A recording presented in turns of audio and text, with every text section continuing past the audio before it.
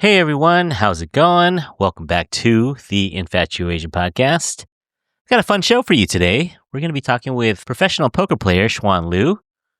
I suck at poker. I am terrible. I am completely useless when it comes to playing poker. But for some reason, I like watching it. And maybe it's because of ESPN in the 2000s when they started broadcasting it. But now you can find a lot of games on YouTube with these professional poker players, and it's really fun. And I don't know if it's just the psychology of it or maybe the gameplay or the personalities, but I get kind of sucked into it. And there's one player that I've kind of noticed over the years, and I ended up following her, and that's Xuan, because she just seems like she's a really good poker player, but she also seems very, very nice. And so I've been following her on Instagram and YouTube, and then she posted something saying that she had a little time to do some collaborations, content-wise. And so I messaged her and said, hey, would you come on the podcast? And she said she had a little bit of time. So she jumped on a call with us, and we talked a little bit about her recent really big win. So she's doing real well. So hopefully she's doing well at the World Series of Poker. I haven't been keeping up with it, but she's in Vegas right now in the World Series. So that episode's coming up in a second, and I hope you really enjoy that. But a couple podcast announcements.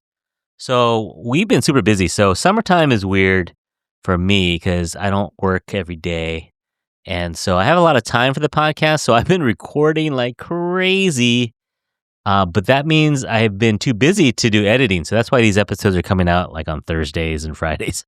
So anyway, but our July is packed and is really great. So after the Xuan episode, we're going to be talking with a podcaster named Yowei Shah. Yowei was a host of Invisibilia on NPR, if you remember that show. That show got canceled, and we'll talk about that a little bit. But Yowei is back with an independent show called Proxy, and she calls herself an emotional investigative journalist. So it's a really interesting show. So we'll get into that episode. And then after that episode, I'm going to actually put up one of her episodes on my feed. So you'll be able to hear it here. And it's an episode with Mike Wynn. Mike is a comedian and does a podcast called Asian Not Asian. So I think you'll enjoy that. So stay tuned in July. That'll be posted up at the end of July. Then in August, we have banger after banger. Let me tell you. So we have a watch party with Lingji and Isabel. You know them. They've come on several times. And we're going to be talking about shows that we've watched. Then we have an episode with Ada Singh. Ada is a podcaster also, but she wrote a book about Hollywood. So we're going to talk a little bit about breaking into Hollywood. Then, do you remember the import models of the 1990s? So yeah, probably people 40 and up remember the 90s. But there was this phenomenon of these street racer models. So these are mostly Asian women, and they would pose in front of these street racing cars, aka rice rockets, and the whole Fast and Furious culture. And they had these women that would kind of just pose in front of these cars. And one of them, if you know this era, one of them is named Kyla Yu. And so Kyla wrote a book about this era called Fetishized, and she wrote a book about firsthand experience of that moment in the 90s when Asian women started to be put on a pedestal and fetishized. So it's an interesting book. I have a copy of it, and our chat was really interesting. We already recorded it. So yeah, so stay tuned for that one. Kyla Yu, I bet you'll remember her when you see her. And then the last episode in August is with a guy that if you're in Daly City, San Francisco, you know him. His name is Adonis, and he is a food content creator. And so you'll recognize his voice as soon as you see him. So we're going to record that one on location. So we're going to go to a restaurant either in Daly City or San Francisco to do some food. Okay, then comes September. And I'm calling September the Chin for the Win month. And so we're going to do interviews. All of my guests in September will have the last name of Chin. Yeah, I know, right? Super cool. So it's going to be all these different chins. Chins with one end, chin with two ends. One of them might even be named Curtis Chin. You know who that is. He wrote a book called Everything I Learned in the Chinese Restaurant. So Curtis is coming on. So how cool will that be? Two Curtis Chins on one podcast at the same time. All right, so stay tuned for September for the Chin It for Win It month. I have a couple other guests lined up. I'm still contacting some other chins out there. So yeah, super fun. I'm just having fun with this podcast, guys. I'm not making any money off of it, so I may as well have some fun with it. So yeah, Chin for the Win month is September. So stay tuned. Okay, so let's get to our episode with Xuan coming up right after this.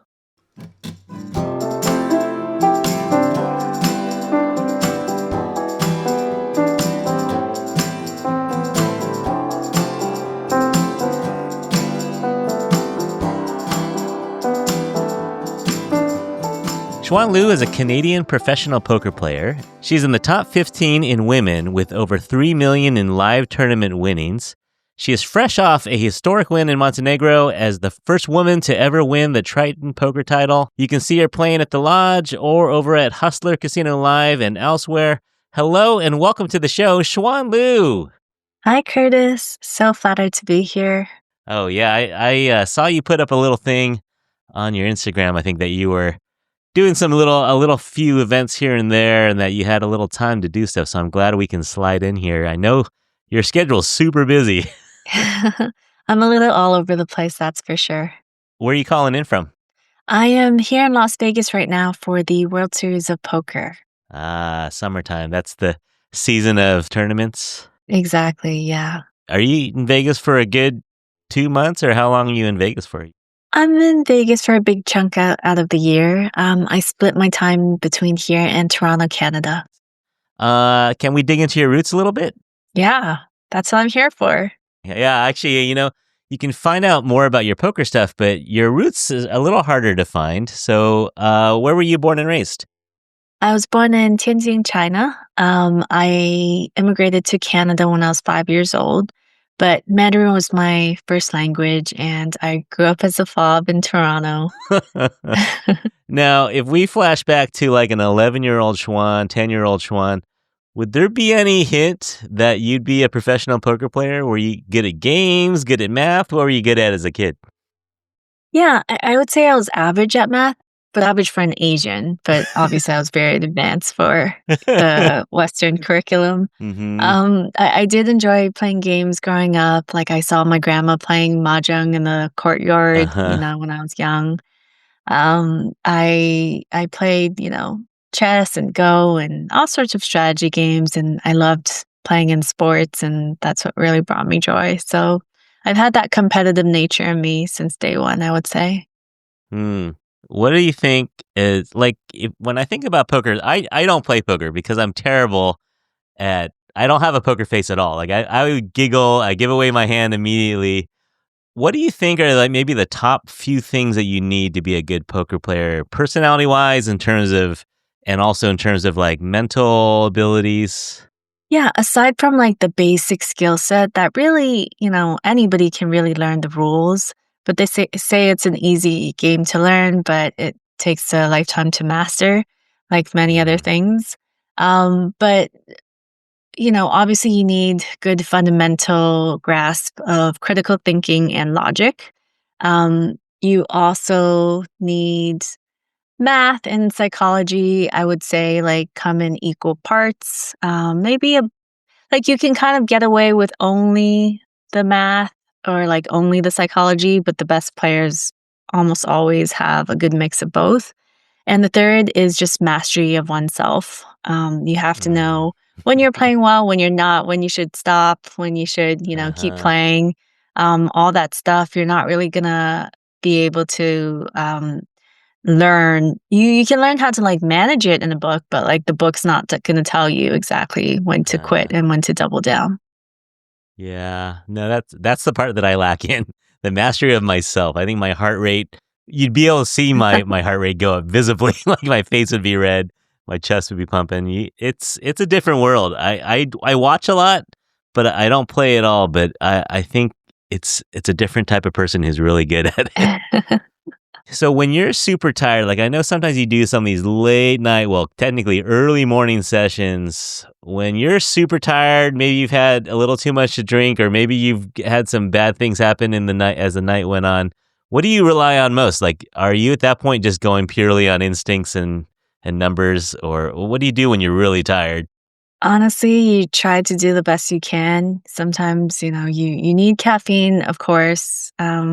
Sometimes, vaping a little bit helps, even though I generally don't like nicotine. But if the game's really good or if it's like heavily frowned upon if you're gonna leave, sometimes you just have to deal with it and do what you Hmm. can. Yeah, yeah. And I have to say, so I've watched a few people. Of all the people, I think you're the only one that I would dare to interview because you. Maybe it's not true, but from what I see, you seem like the nicest person on the tour. Oh, thank you so much. That means a lot. There's a lot nicer guys, but I think I stick out because I have a YouTube thing happening. Yeah, maybe it's the vlog. Let's talk a little bit about cash games. I think that's where I first saw you. When did you start playing on some of those live cash games like Hustlers and the Lodge? Yeah, I took a hiatus from poker and was out for like a few years. When I came back, I didn't mean to come back in like a professional way at all.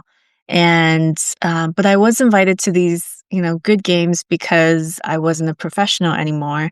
And so I was invited Mm, to Hustler and the Lodge games and slowly realized I still love the game very much. And, mm. if you're playing against a bunch of recreationals, you're going to get the skewed impression that poker is actually really easy. So when you say professional, like I guess in your early days, actually, we didn't even get into that. So wait, how did you even get into it? So you were in college. What was your plan in college? Yeah, so right around the time when I started college was when there was a big poker boom. We Okay. call it the moneymaker effect. Uh-huh. When this guy named Chris Moneymaker, he was just an average accountant, and he ended up taking down the WSOP, the World Series of Poker main event, and made millions of dollars as an average Yeah. Joe. And this created a huge boom because around the same time, there was this technology that allowed the average viewer at home to be able to see the Mhm. whole cards of the poker player who Yeah. was playing on Yeah. TV. And so you could armchair quarterback the players now, and you see these guys making, silly errors, these guys with huge personalities making millions of dollars, Mhm. psyching people out and telling jokes and doing all this. And as the average person at home, you're like, that's not anything I can't be doing. Why aren't I making $1 million? And Mhm. so, growing up as a first generation immigrant, my family, didn't have very much. And I was always working jobs, odds and ends, um, around that time, I was like, I can just put myself through school this way and just saw it as a good way to make supplementary income and pay for Mhm. tuition.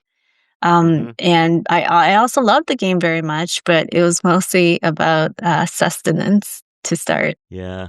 Yeah. I think that was it when you would see poker on ESPN and he was making primetime TV back in those days. Exactly. Yeah. Okay. So when you say professional, that that means that you're sponsored or that means you're playing for a larger group? Yeah, so it means something different for everybody. A lot of years when people would refer to me as a professional, I wouldn't even classify myself as such because either, I was doing more promotional material as like a brand ambassador and, maybe Mm. poker wasn't like my full-time source of income. I was making more Ah. money doing other things, promoting the game, or Mm. then I was, playing and grinding and from the game itself. Other players, if they spend most of their time playing poker or studying or just improving the game and raising their brand or their knowledge in the field. I would label them more of a professional if that maybe they're playing lower stakes, but more of their portion of their income is coming from directly from poker. Okay. Okay. but you said the grind of it kind of got to you. Is it just the hours or mental toll, or what was the grind for you? Yeah, I would say a little bit of everything. I mean, any industry or environment when there's lots of money involved, you kind of see like the underbelly of things, of human Mm, nature. You see a lot of people with gambling problems who can't control themselves and just do dark and shady things. And, I was susceptible to some of that stuff. And at one time, after I found some success, I also went broke because I didn't have the proper money management mm, skills. And you're also in a world with like really huge egos. And, mm-hmm, I didn't grow up with a lot of confidence and um I, my I grew up along with the game, but a lot of these lessons I had to kind of learn the hard way. And mm-hmm. and I had to navigate that through that very carefully. Yeah. Well, I mean, the proof is too that there's a lot of people that we watched in the early 2000s that just you don't see anymore. I don't know if they're playing or not, but you see people take breaks or people just disappear from the scene altogether because it can be really a problem, I suppose. Yeah, there's definitely a huge turnover in poker players who come in and out of the industry. And, even just like female poker players, like I had a Yeah. lot of role models, kind of coming into the industry. And you don't see a lot of Hmm. them now, even the very, very successful ones. Yeah. Yeah. That's true.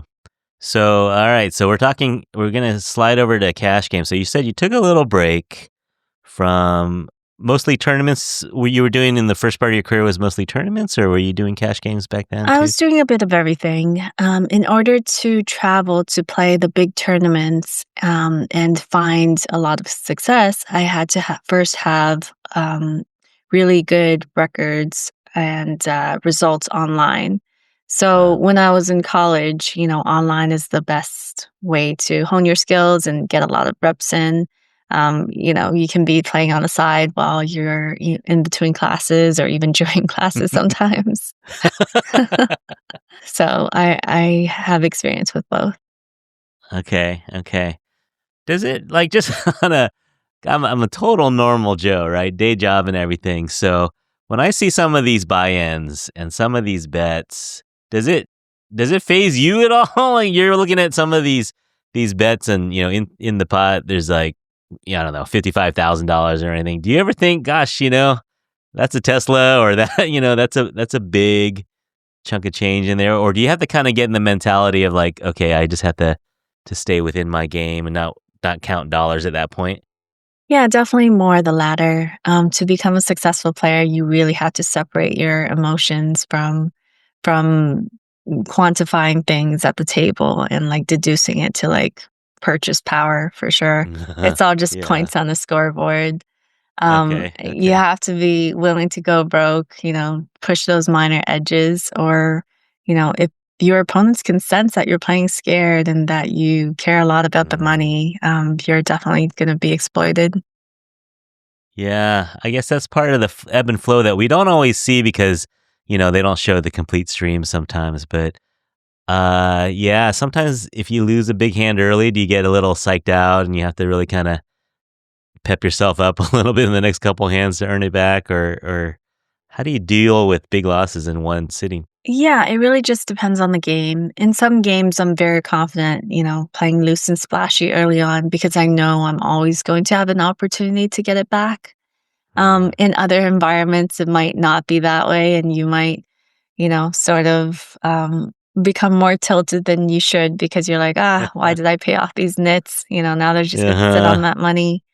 If you're talking about tournaments, sometimes it's a good thing if you bust pretty early on in a tournament where you can't re-enter because then you're like, okay, well, my hourly is still quite good. It's not like I sat here all day and ended up bubbling or something. Yeah, and now you can go have a nice dinner and sit in the Exactly. spa. Yeah. Do you measure the people too? Like sometimes you sit it down in these games and you're playing against billionaires who they can drop 200K like it's no big deal. Do you size up the player when you're in heads up against a billionaire? Do you think, well, this guy might be a little looser because he doesn't care if he loses 200K? Yeah, it definitely depends on the billionaire. They're not all created equal. Uh, Obviously, they tend to be more fearless and not care too much about the money in that situation. But a lot of the times, if they're a billionaire, they were probably quite frugal with their money yeah, that's true. management to get there. So like maybe it's innate in their personality to be overfolding. Huh. Interesting. Do you like? I've seen your vlog, and it seems like you know everybody in this kind of. It's a fairly small world, I guess, in poker. Do you like playing with friends, or do you not like to go heads up against a real close friend? I would say it depends on the environment and very casual games when it's not for a lot of money. I don't mind at all either way. If you're playing like higher stakes and you have to be super focused, then I would prefer not to play with friends. Mm, mm.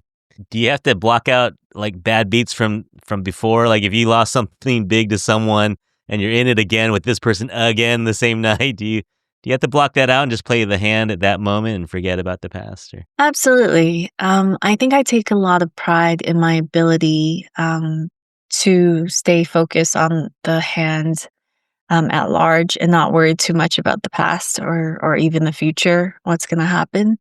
But there are some opponents where, you can potentially get stubborn against them or they get in your head a little bit. That's Mhm. gonna, affect the way you play versus them. It's very normal. Like I said, one of the most important skills in poker is self-management and mastery. Yeah, yeah. Do you have favorites that you like to play with?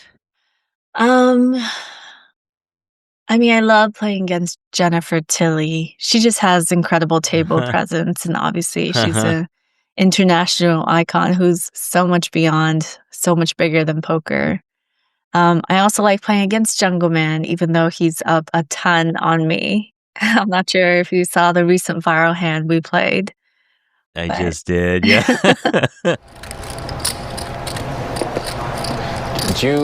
What do you have here, honestly? What the actual can you have here? You can only have a set of jacks. Unless you're actually clicking it back. That's the only hand I can have. That's the only hand you can have. You I don't can't only have, have- you can't have anything good. I can't have hearts. I can't have aces or You kings. can have or all that, yes, but all that's weak here.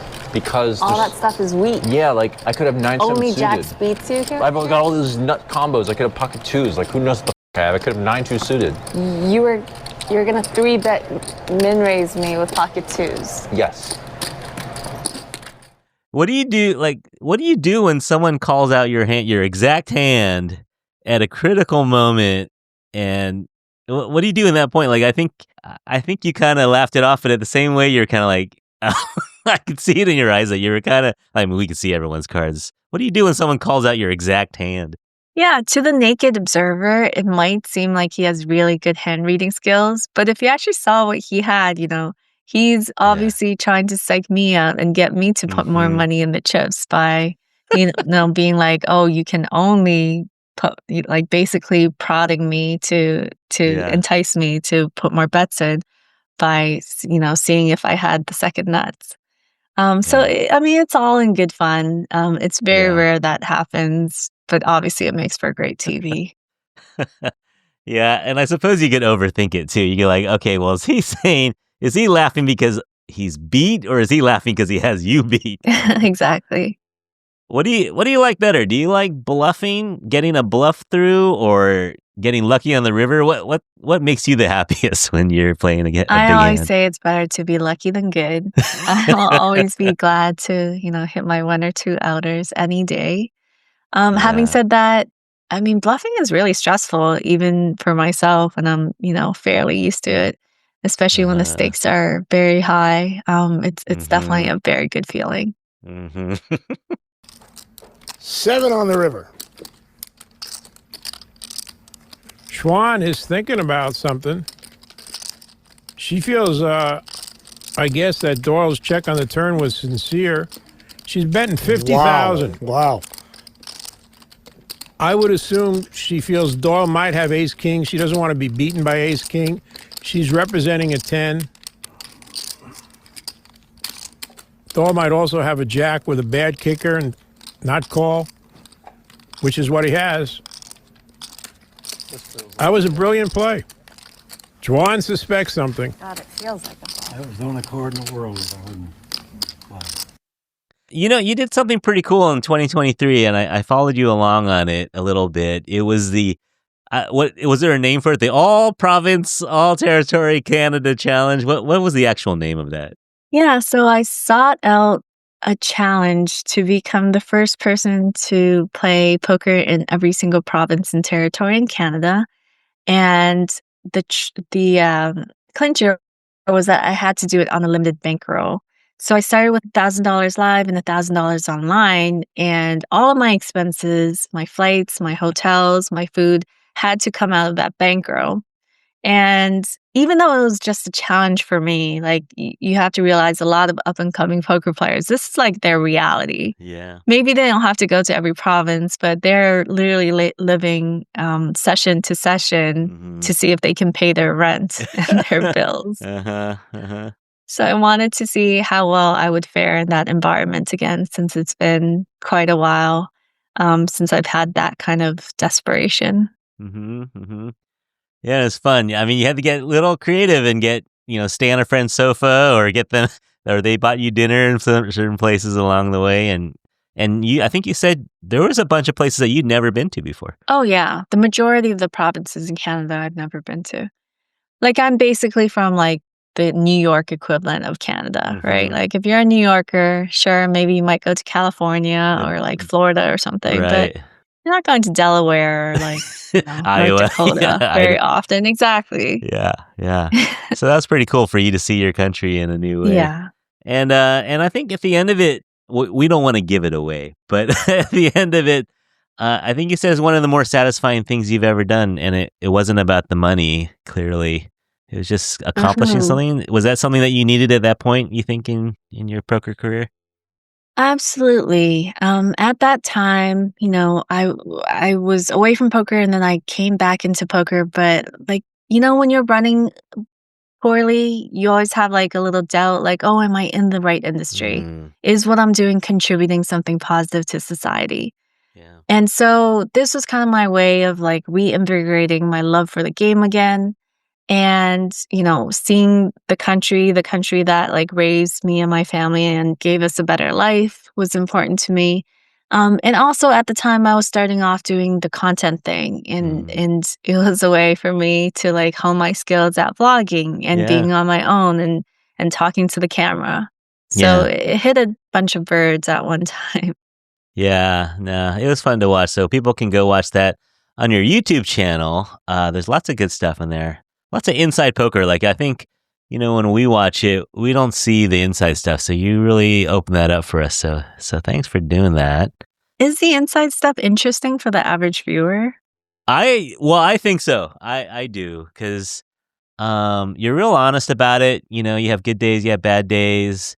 You'll take days off. You go skiing. There's things that you'll do. And that stuff, I think it's really interesting. But I can't speak for everyone, but I think it's interesting. Are you getting good traction on that in your content creation world? It's going all right. I mean, I just need to post more regularly, but it's really tough when, I'm kind of at the call and beckon of these good cash games. And so I could be like 98% done a vlog that just needs like one more voiceover, but I can't post it for like another few weeks because, I'm just busy every day and have all these other obligations. Yeah. But in the recent past, so May of 2025, you get called to this Triton Tournament in Montenegro. Was that a new location for you? Have you ever been there before? It was. I have not. I've never been to the Baltics or this part of Europe at all. Okay, so it's a 25K. That means 25K buy-in. Is that what that means? Okay, Grand Slam tournament. There's 155 people.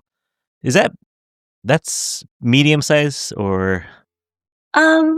It's pretty large for a 25K, but it's rather small for an open event, I would say. Okay. I mean, the average casino has like dailies that get around 100 or 200 players always, but sure. Most of the guaranteed tournaments tend to get hundreds, if not thousands, of players these days. What's World Series at now? The main event? What is that at? Yeah, I think Thousands? I got like 8,500 last year or something. So the first couple days are just survival, right? You're just trying to avoid these weird variances and stuff. Yeah, people have different approaches, but you do have to keep in mind you have to accumulate all the chips to win the tournament. Yeah, yeah. Okay, so we're in Montenegro, 155 people, fairly high rollers. 25K is not chump change. So they're in it, and then you get to the final table. Like, what were your thoughts going into the final table? Um, I mean, I got lucky in a lot of ways. It's not like, I sucked out on anyone, but I got really good spots. Like very early on, I had ace king versus ace queen and ace queen, and it was a three-way all in. So immediately I just tripled my stack. Uh-huh. And then, navigating these super pros, these really talented, the best in the world, just became a lot easier once, your stack can't really be bullied around by them. Yeah. And so I was able to coast through to make the money rather easily on the stack. But it was still by far the toughest tournament I've ever played. Some of my table draws were literally like 7 of the best 15 players in the world or something. Uh-huh. But it made for quite the experience. It was a great challenge. And I was glad to prove that I can hang amongst the best and even take it down on a good day. Yeah. I think you've made final tables before. Oh, yeah. But was this the biggest one that you'd made, you think, in your career? I think I've made bigger final tables in terms of what first place was. Okay. But this was my biggest cash finish. Mm. So I've come in third place and fourth place in tournaments that had over 1 million for first place. But finishing in those places made less than first place for this event. Get it. Yeah, I got it. So the final hand, you're looking down at 7-6 offsuit, and he went all in on that. Well, the hand before that was where all the fireworks happened. So we were essentially flipping for $300,000. He had ace queen offsuit, and I had pocket fives. So whoever won this hand, would make their opponent either bust or be very, very short stacked. So the 7-6 hand came right after this hand. So he only had 4 big blinds when it happened. He had to go all in with almost everything. Okay. But it was the pair of fives. That was the one. Exactly. What were you thinking? You were thinking, oh man, this isn't that great. Well, my opponent, Dan Dvorak, he's one of the best players in the world. And I actually went into heads up as the short stack. And so I had a 4-1 chip deficit. Right. And I knew I had to battle to come back. But, there was so much more pressure on him because he was the better player and he had so many more chips to close out. And so he navigated very carefully. I mean, he still played very well, but I was able to chip up a little bit, perhaps in spots that he otherwise wouldn't have expected me to be aggressive in.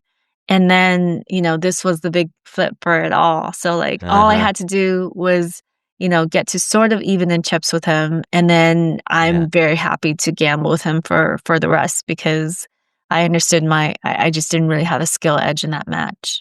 Yeah. Okay. So the psychology came in. And at this point, this is day 3. So on day 3, how long had you been running? Like an hour or 2 or? I think we only played for about 4 or 5 hours on day 3. Okay. So you weren't super mentally exhausted, but. I mean, I wouldn't say that, You're toasted. On day 1 and day 2, we played like 12 hours of very intense poker. So even though it wasn't too many hours into day 3, you're very mentally exhausted. And there's so much adrenaline as well when there's so much money on the line. Yeah. So you can hardly sleep well as well. Oh, I can imagine. Yeah. Because any result, right? If you're even top 5 or top 4, you're I think it'd be easy for a lot of people to say, well, that's pretty good. That's a pretty good weekend, come out a couple 100,000 up, but for you to have that final drive to get all the way to the top, that's something. Oh yeah, I'm ecstatic. And this is what I mean by I got lucky. Even not me personally, but the situations were very lucky. Like I was just able to ladder pretty comfortably because other players would go against Dan DeVos, the chip leader, and bust against him, and I wouldn't have to do anything. And so Yeah. immediately I would just make like another $100,000 when this player busted. Yeah. That's what I mean, though. You start doing the math in your head. You start, well, you know what? I guess I could play a little easier, but you still have to be aggressive. You still have to grind. Yeah. For sure. So coming home from that, feeling pretty good, I suppose. Oh yeah. First woman to ever win Triton. I'm very proud. Tritons are known to be the toughest tournaments in the world, and there's very, very few women who play them. Christy is a regular on the circuit now for Tritons, and there might be like one or two more. But no woman has ever won a Triton, and especially since we make so few of the total players who do play. And I'm proud that I've become a trailblazer in the space, and that other women are going to come after me and see that if I can do it, they probably can too. Yeah. That's one of your missions, yeah, to get more women into poker? Absolutely. I think it teaches a lot of quality life skills, and the other way around too. I think life can teach you a lot of valuable poker skills. Um, yeah, I mean, it's a great networking tool. It's fun. Some of the most successful people in the world are avid poker players. And it's very egalitarian. Like anybody with a buy-in can sit down at the table with almost anybody else on any given day and compete. Yeah, because there's no real reason other than just numbers, right? That women aren't the champions often. What's the ratio? Probably like a 99 to 1 when you go to one of these tournaments or more. Sometimes, yeah, we make up 1%. In Asia, I think the ratio is a little better. I think in WSOP open events, we make up about 5% of the field. In Asia, I want to say like it's closer to like 10, 20, 25%. Oh, wow. Okay. I was going to ask you just on a personal level and relational level, your family, how are they feeling about your career in poker? I generally don't tell them about anything. They just can't stomach the swings that I could take. And even if they could, I mean, they can see that I'm successful now, but they're still constantly wondering when I'm going to settle down and do something more stable. And I don't blame them. I wouldn't want my kids to be doing this either, quite frankly. I don't think my mom knows that I've won yet. My dad found out because I think I sent him something, and then he started like seeing it pop up on his YouTube feed. So they don't. So they probably don't want to know the daily. No, don't think they can handle it.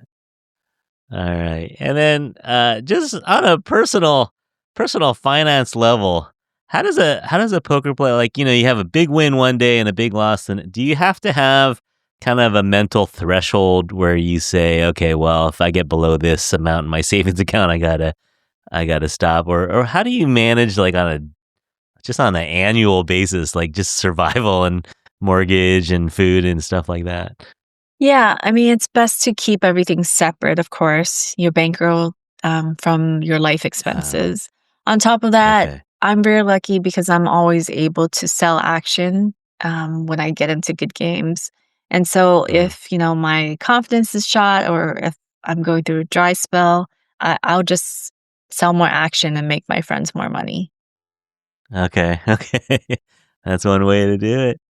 All right, Xuan, I think you survived our difficult questions. Are you ready for our lightning round? All right, let's do this. Okay, so you have a lot of late nights and early mornings. What's your favorite or go-to meal when you're coming off a sesh, either a win or a loss? What do you go to? I'm trying not to eat super late these days, but if I had to, a big bowl of noodle soup. Yeah. You're in the Vegas is the right town for it, right? You can get Asian food anywhere, anytime in Vegas. Yeah. Absolutely. Do you have any superstitions, pre-tournament rituals, or something you carry in your pocket? Any superstitions or rituals? I am an ox, and this is supposed to be a really good year for me. And Okay. so far, that's bearing true. I always wear like a red little protective bracelet, as a little bodyguard thing.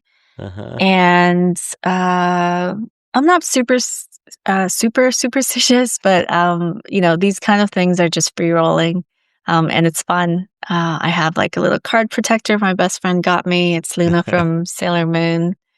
I say rabbit rabbit on the first of every month. Just little fun things. You have a lucky dress or anything? Lucky scarf? I wouldn't say I have lucky scarves or dresses, but if I have like a big losing session and like some attire, I'll always have like a negative association to what I wore. Give it to Goodwill. All right. Do you have a favorite hand in poker? Of course, aces would be the best, right? But any kind of unconventional hand, like a Doyle Brunson or something like that? Yeah, as of very recently, pocket fives. The pocket five is the new. You're gonna play it no matter what. Yeah. How about a favorite person to play with? We talked a little bit about that, but another favorite person to play with or a favorite person to watch? Maybe an old school guy. You have any old school people that you like to watch? I mean, Jennifer Tilly has been around for a long time. Unfortunately, this saying, never meet your heroes. Okay. That kind of fares true. But I did see you play with Phil Hellmuth the other day. Mhm. I like Phil a lot. He's obviously very entertaining and he's a good sport for the most part. I saw you on your vlog too. You chum up with some of the Chinese players. Do you like playing in Chinese or playing with a whole table full of Chinese people speaking Mandarin? Yeah, absolutely. I always feel a little guilty that, my Mandarin isn't as good as it used to be. So these are the environments I get to practice. Always good practice. And then our final question is our signature question. Who is your infatuation? Any Asian person that you admire, could be living or deceased, someone you know or someone you admire from afar. So Xuan Liu, who is your infatuation? I think my infatuation is Michelle Yu. Uh-huh. Yeah. I'm so proud of the journey she's been on. Yeah. She's in this day and age, she's like rebranded herself and is more popular than ever. Mm-hmm. Yeah, it's amazing. Yeah, she's going strong. I feel like she hasn't even peaked yet, Academy Award, but she's doing so much good work, big projects. Everyone wants to work with her. I feel like she'd be a good poker player too, just based on her character. Oh, for sure. Without a doubt. And if the cards don't go her way, she can always punch you in the mouth or something like that. Oh. Oh, man. Well, Xuan, this has been an absolute pleasure. Thank you for coming on with us. Thank you. I had so much fun. This is very different from my usual poker pod, so way better. Yeah. You're talking to a noob. That's why. Do you have anything coming up? I mean, you have a lot of tournaments coming up in Vegas, but anything personal or professional that you want to mention or plug? Nothing super set in stone coming up other than I'm just in Las Vegas playing the World Series of Poker. All right. Keep an eye out for that. You can follow Xuan at XXL23 on Instagram. What's the other X? Xuan Liu? Yeah. XXL23 on Instagram and Xuan Liu on YouTube. And on Discord, you can join Xuan and Dee Dee's Tea House. How's Dee Dee doing? Oh, man. We had a bit of a tumor scare. Oh, no. It's looking like it might not be. It's more like a root abscess thing, but it could still be. So just hoping the biopsy comes back well. Okay. And when you're in Vegas, Dee Dee's in Toronto still? He's right here. Oh, okay. He's a traveling dog. Mm-hmm. All right. So follow Xuan wherever you want on social media. And as I always mention, you can follow us at Infatuasian Podcast at gmail.com and give us a follow over at Instagram, also at Infatuasian Podcast. We'll put all of Xuan's details and our details in the show notes. Thank you, everyone out there, for listening. We appreciate you hanging out with us. Come back and join us again. But until then, on behalf of Xuan and myself, we hope that you're all happy, healthy, and safe out there. Thank you again for listening, and we'll talk to you soon. Bye, everyone. Bye.